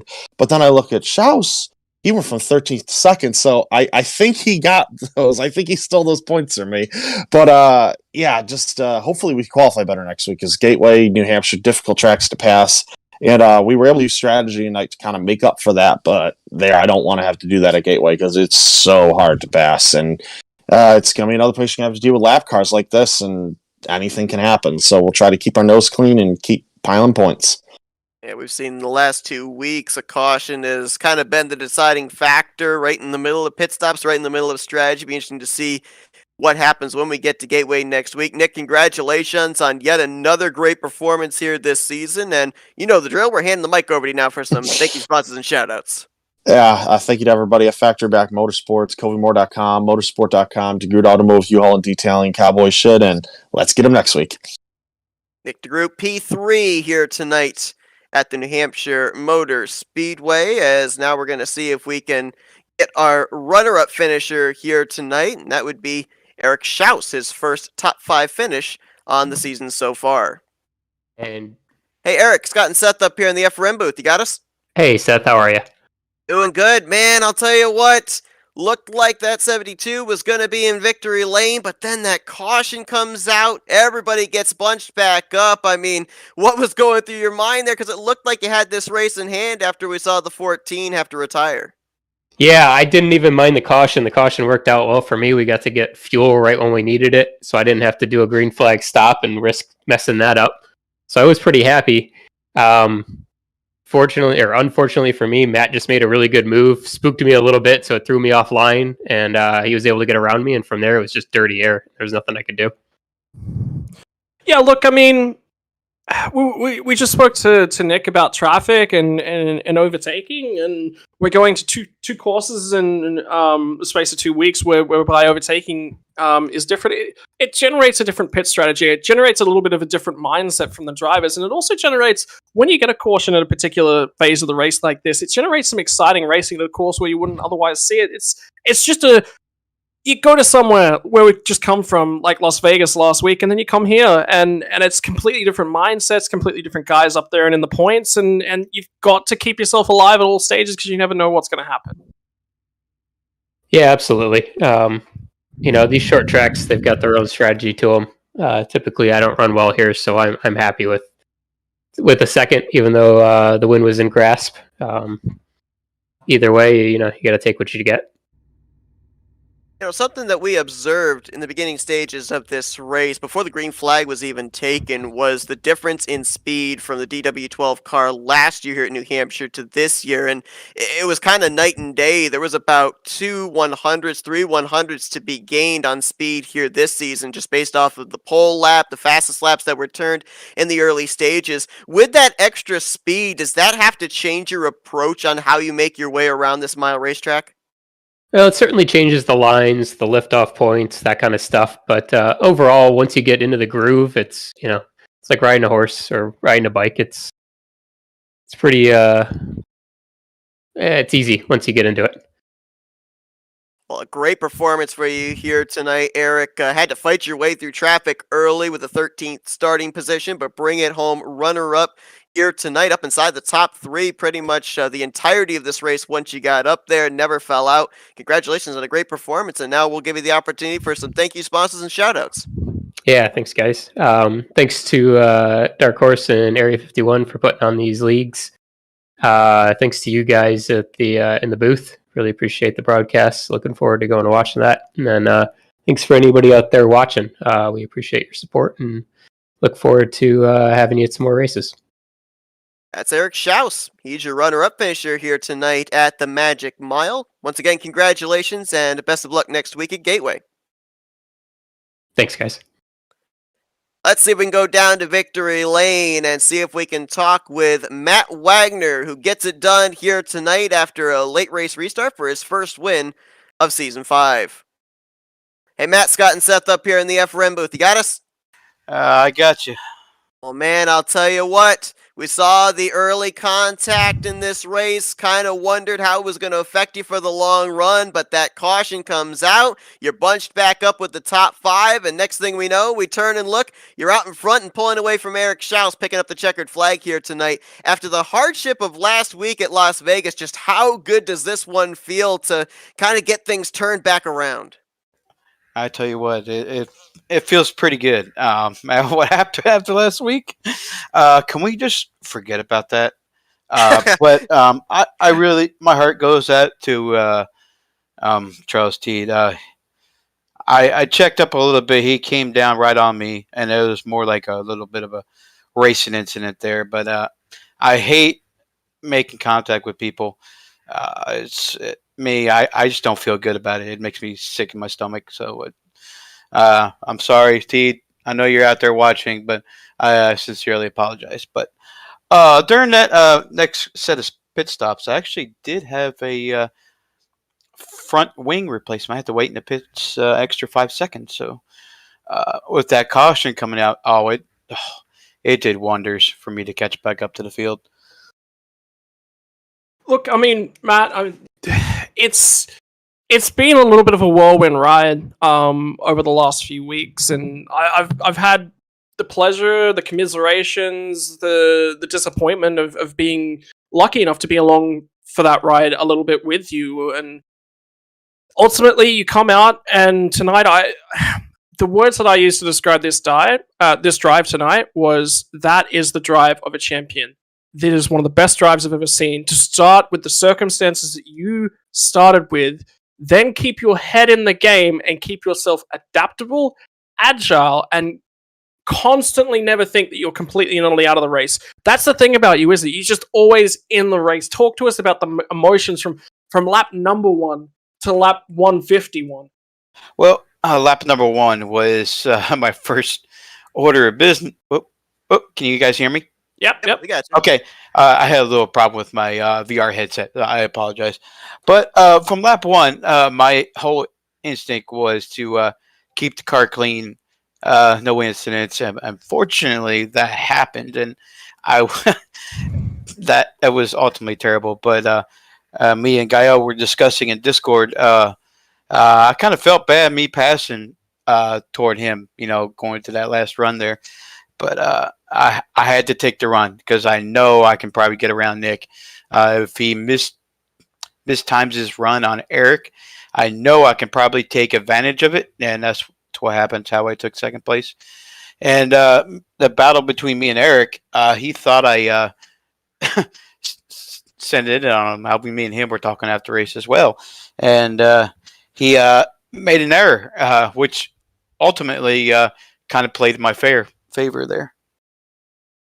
But that's what it's about from lap 1 to checkered flag. I mean, it's about making, as minimal mistakes whilst driving at such a high pace. It's risk and reward. And I think what you mentioned there, particularly with contact with Charles Teed very, very early on, is that risk didn't happen. The risk went the wrong way to start off with. The reward come later on. You are making some high risk attempts, but that's what you got to do to win motor races. You don't win motor races by sitting back and watching. Yeah, that you're exactly right. But that move right there between me and him, that was not actually a really It's a aggressive mistake. It's move. racing. No, I was just trying to show nose. That's all I was doing, and I was going to fall back right behind him, and hopefully, I'll get a nicer run the next time we go around 3 and 4, because that's where the passing happens, 3 and 4. But I'm really surprised I made that pass on 1 and 2.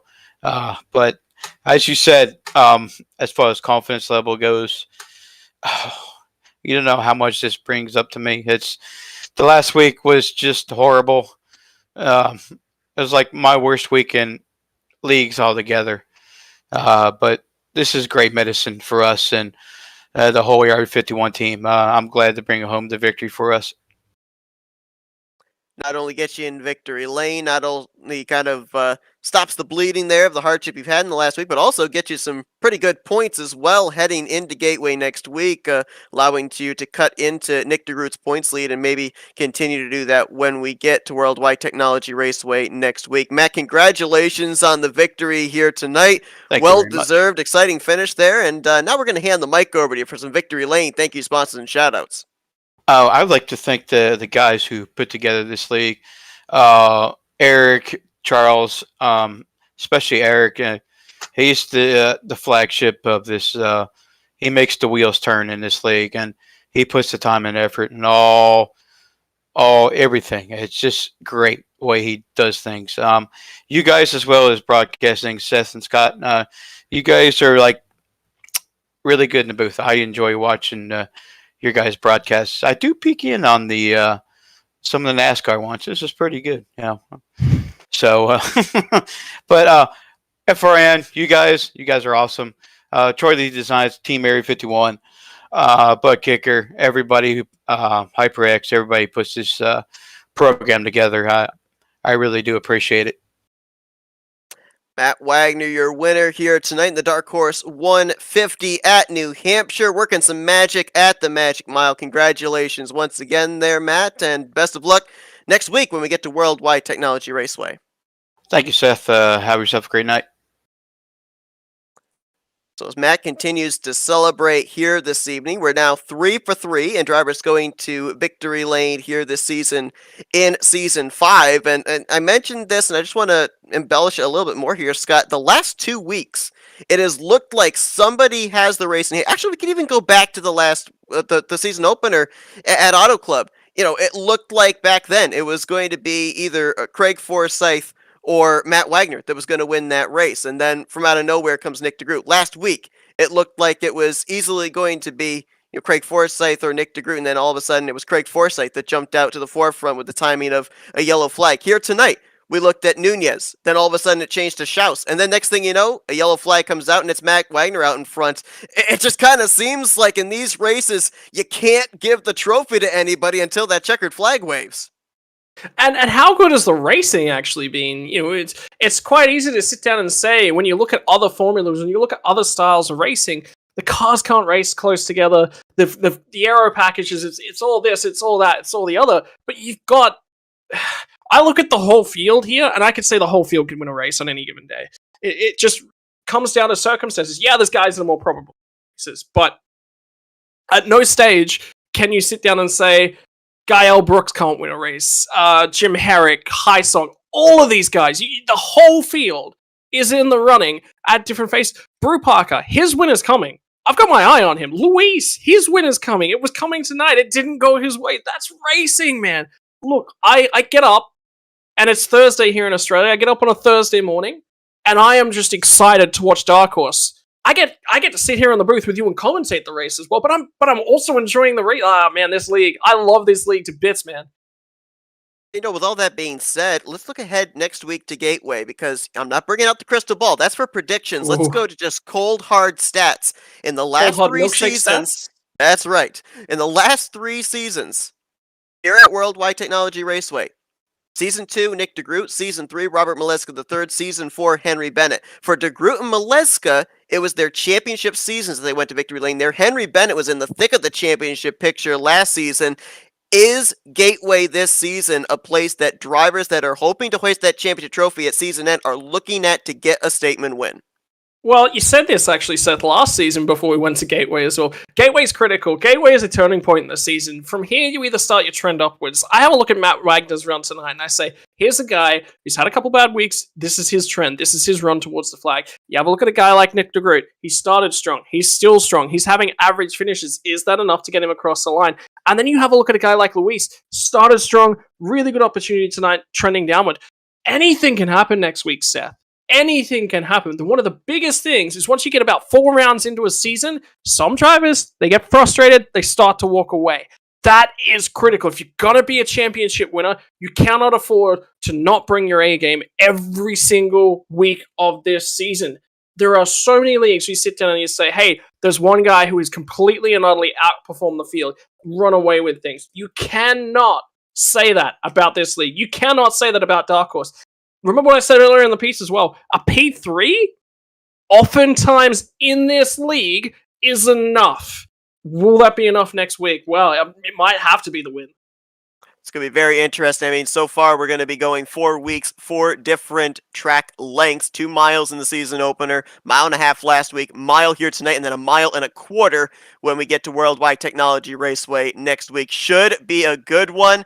So far, Nick DeGroot, Craig Forsyth, Matt Wagner, they're putting their names into the conversation to be a champion here in Season 5. Could another driver add their name to that list next week? We're going to have to wait and find out, as we'll be bringing you coverage next Wednesday night from Gateway with the green flag scheduled to fly at 8 p.m. Eastern Standard Time. But a crazy one here tonight at New Hampshire Motor Speedway. Matt Wagner, the winner. Scott, it's been a great one here this evening. Appreciate you joining me in the booth. Oh, Seth, again, I'm here for the fun. The commentating is just extra. Oh, boy. Next week from Gateway, are you kidding me? I'm keen.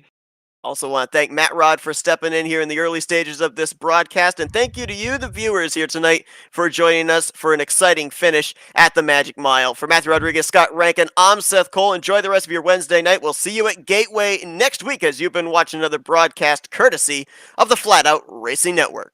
This broadcast is the copyrighted work of Flat Out Racing Network and may not be rebroadcast, retranslated, or used in any form without the express written consent of Flat Out Racing Network and iRacing.com Motorsports Simulations. Flat Out Racing Network would like to thank you for your support, and we hope you enjoyed tonight's broadcast.